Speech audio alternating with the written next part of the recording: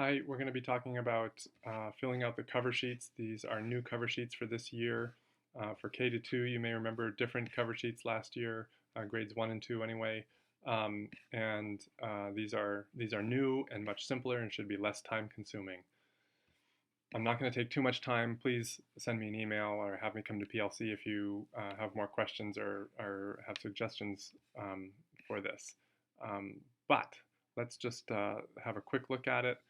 We have a space down here for the content items, the number that they got correct out of the total number of items, and the practices items, the number they got correct out of the total number of practice items.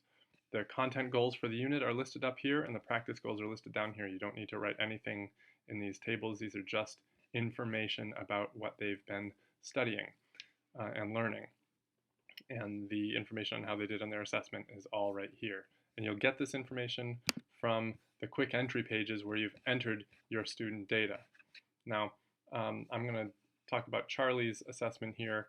Charlie got 2 content items out of a total of 17 content items on this page, but there was also a content item on the second day, the day 2 open response assessment. So I need to count that also. So it's a total of 18. So that means he got 16 items correct out of a total of 18 items. I counted them all.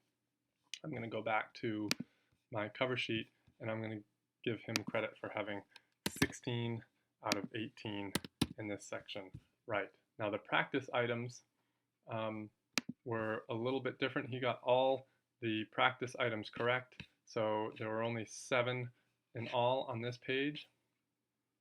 Rather 6 in all on this page, and there's a 7th one on this page. So he got all of the practice items correct, so he's going to have a 7 out of 7 down here in the practice section. 7 out of 7.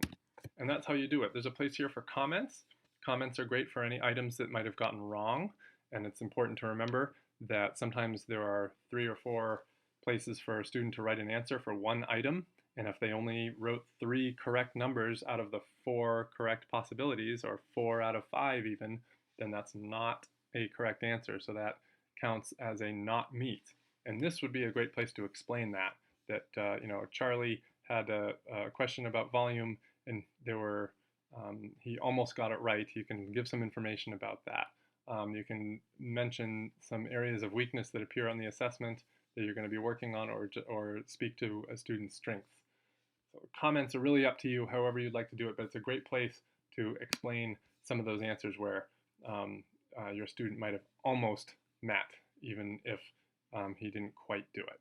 Okay, so those are content standards, practice standards. The only other thing I need to mention is that in Unit 2, there will not be an open response lesson. It'll be an open response assessment. It'll be a cumulative assessment, and that will not be recorded on the same cover sheet.